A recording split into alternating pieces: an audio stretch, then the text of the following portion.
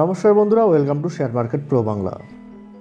খুব সংক্ষেপে আলোচনা করব ইন্ডিয়ান আইটি বা নিফটি আইটি একটা নেগেটিভ সেন্টিমেন্টের মধ্যে রয়েছে কেন।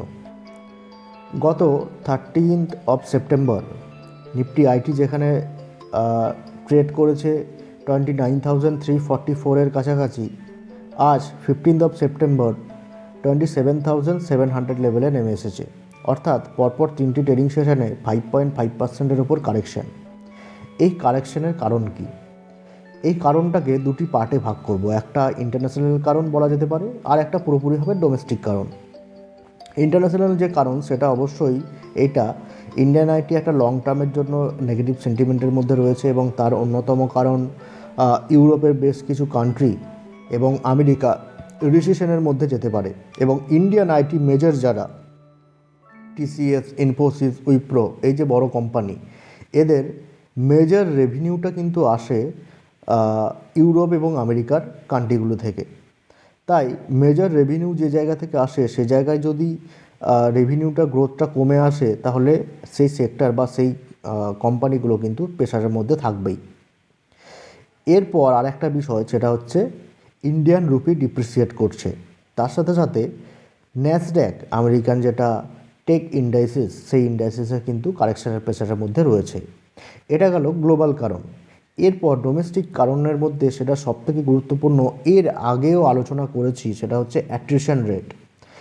ইন্ডিয়ান আইটি হিউজ অ্যাট্রিশন রেটের মধ্যে দিয়ে যাচ্ছে, অর্থাৎ এমপ্লয়িদের কাজ ছেড়ে চলে যাওয়ার প্রবণতা। এরপর নতুন যে একটা বিষয় যেটা ইন্ডিয়ান আইটিতে এই মুহূর্তে সবথেকে বড় চর্চার বিষয়, সেটা হচ্ছে মুনলাইটিং। এই মুনলাইটিং বিষয়টা কি? এই মুনলাইটিং বিষয়টা হচ্ছে, ধরুন আপনি একটা কোম্পানির পার্মানেন্ট এমপ্লয়ি। সেই কোম্পানিতে প্রতিদিন আপনি একটা নির্দিষ্ট সময় আপনার কাজটা প্রদান করেন বা সেবাটা দেন, পরিষেবা দেন। আপনি সেই সময়, যে সময় আপনি সেই কোম্পানিতে কাজ করছেন, সেই সময় আপনি এক্সট্রা মানি আর্ন করার জন্য অন্য একটা কোম্পানিকে বা অন্য একটা সংস্থাকে কোনো একটা কাজ প্রদান করছেন এবং সেখান থেকে এক্সট্রা কিছুটা মানি আপনি আর্ন করছেন। এটাই হয়ে যাচ্ছে মুনলাইটিং। অর্থাৎ আপনার যেটা পার্মানেন্ট ওয়ার্ক, সেটাকে আপনি ভাবতে পারেন আপনার সানলাইট, বা সেটা আপনার পার্মানেন্ট, আপনি লাইট পাচ্ছেন, সেখান থেকে পার্মানেন্ট আপনি মানি পাচ্ছেন। আর একটা হঠাৎ করে মাঝে মাঝে একটা মুনলাইটিং, অর্থাৎ আপনি কোনো একটা কোম্পানিকে, ছোটো কোম্পানিকে সাহায্য করে সেখান থেকে কিছুটা অর্থ রোজগার করছেন। ইন্ডিয়ান আইটি কোম্পানিগুলির মধ্যে উইপ্রোর যিনি চেয়ারম্যান ঋষভ প্রেমজি, তিনি 20th অফ অগস্ট 2022 একটা টুইটে জানান এই মুনলাইটিং সম্পর্কে। এবং এই মুনলাইটিং যে একটা ক্ষতিকর বিষয় হয়ে যেতে পারে বা একটা সমস্যার সৃষ্টি তৈরি করতে পারে ইন্ডিয়ান আইটি মেজরের ক্ষেত্রে, সেটাও তিনি প্রকাশ করেন। এবং তিনি এই মুনলাইটিংকে পুরোপুরিভাবে চিটিং হিসাবে ব্যাখ্যা করেন। অর্থাৎ যে এমপ্লয়িরা আইটি কোম্পানিতে কাজ করছে, তার সাথে সাথে ছোটো কোনো আইটি কোম্পানি বা ছোটো কোনো টেক কোম্পানিকে সাহায্য করছে এক্সট্রা রান করার জন্য, এটা বড় আইটি কোম্পানিগুলির কাছে চিটিং।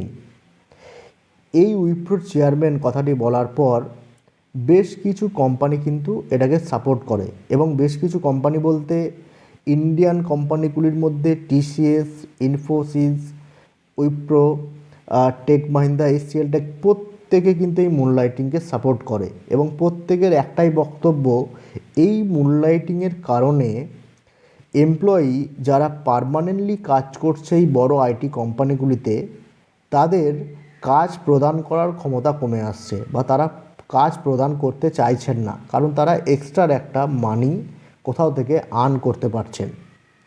এবার এই জায়গায় আবার টেক কোম্পানিগুলি দুভাগে বিভক্ত হয়ে যাচ্ছে। ইন্ডিয়া এই মুহূর্তে একটা স্টার্ট আপের ঢেউয়ের মধ্যে দিয়ে যাচ্ছে। স্টার্ট আপ প্রত্যেকে হয়তো শুনছেন, নতুন নতুন স্টার্ট আপ প্রায় উঠে আসছে। এবং এই স্টার্ট আপ কোম্পানিগুলির ক্ষেত্রে যেটা সবথেকে গুরুত্বপূর্ণ বিষয় হয়ে দাঁড়াচ্ছে, সেটা হচ্ছে টেকনোলজি।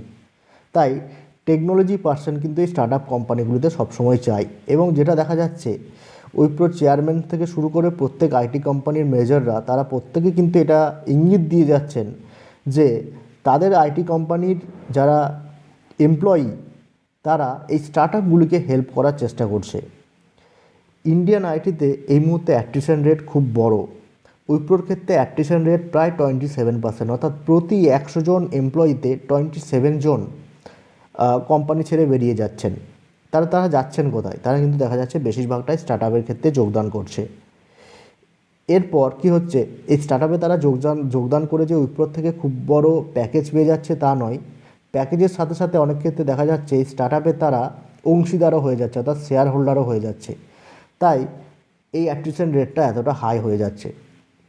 এই সমস্ত কিছুর মধ্যেই গতকাল একটা ঘটনা ঘটে।